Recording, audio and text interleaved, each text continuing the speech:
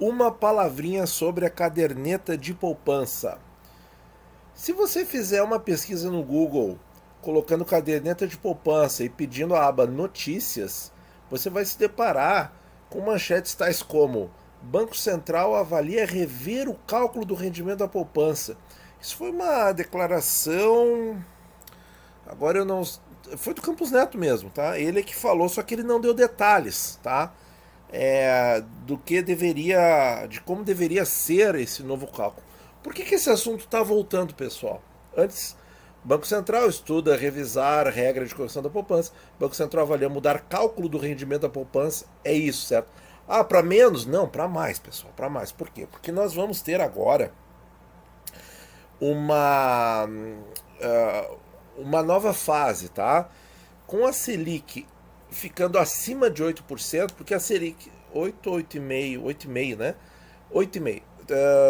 A Selic abaixo de 8,5, qual é a regra da remuneração da poupança? 70% da Selic vigente, da Selic meta, tá? 70% da Selic meta. Se a Selic for 8,5 ou mais, e aí na próxima reunião do Copom o mercado todo está prevendo 150 basis points, indo para 9,25, acima de 8,5, portanto, o que diz a lei lá de 2012? A lei diz o seguinte, maio de 2012, quando a Selic estiver acima de 8,5%, a poupança rende TR, que está zerada há muitos anos, mais 0,5% ao mês. Então, 6% ao ano. Tá? É isso. E fica ali. A Selic pode continuar subindo, pessoal. O rendimento da poupança vai ficar paralisado em 6%. Tá? E aí já agentes financeiros do setor imobiliário manifestaram preocupação e tal. Talvez isso tenha motivado, porque muitos financiamentos imobiliários são feitos pelo sistema bancário utilizando recursos da caderneta de poupança, certo? Muito embora assim a gente não veja nenhuma ameaça à poupança, ela continua com um saldo aí, uma reserva extraordinária, certo? Não sei exatamente se está ainda na casa de R$ 1 trilhão, mas se não for, deve estar muito próximo a isso. Quem tiver o dado certinho pode deixar aí nos comentários, que eu agradeço. Mas a questão é a seguinte. E aí eu já vi uma matéria, inclusive, dizendo assim que a poupança deveria render a inflação, pelo menos repor a inflação. Mas não vai acontecer. Parem de sonhar, tá? Quem escreveu essa matéria, eu digo o seguinte: para de sonhar e escrever bobagem.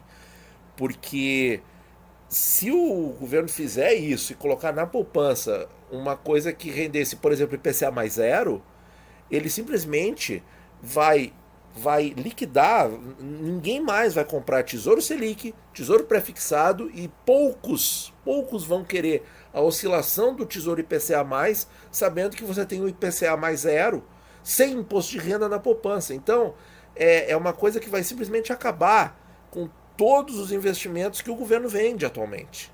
Então, tira o cavalinho da chuva que isso não vai acontecer, tá? Não vai acontecer. Não estou falando isso para os ouvintes, tá?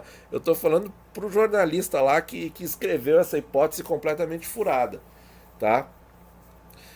E o que pode estar... E outra coisa que fortalece o meu argumento é o seguinte: essa discussão já aconteceu no passado, tá? Exatamente quando quando a taxa Selic estava subindo lá dos 7,25 para 14,25 na era Dilma, quando estava acontecendo aquela elevação, esse assunto veio à tona e não aconteceu nada, nada, não mudaram coisa alguma, certo? Mas assim, se viesse alguma mudança, o que eu acho que seria o mínimo razoável? O mínimo razoável, estender os 70% da taxa Selic não só até 8,5%, mas adiante, que o rendimento da poupança fosse sempre 70% da Selic, seja ela o quanto for, seja a Selic o quanto for, entende? Sem ter essa barreira dos 8,5% ou 8% agora que me fugiu da cabeça o percentual correto. Acho que é 8,5%. Tá, pessoal? É isso. Então, assim, ó, muito cuidado aí com essas manchetes, tá? Dizendo que vai mudar, e aí o cara bota uma análise lá dizendo que a poupança vai render pelo menos a inflação. Não, não vai.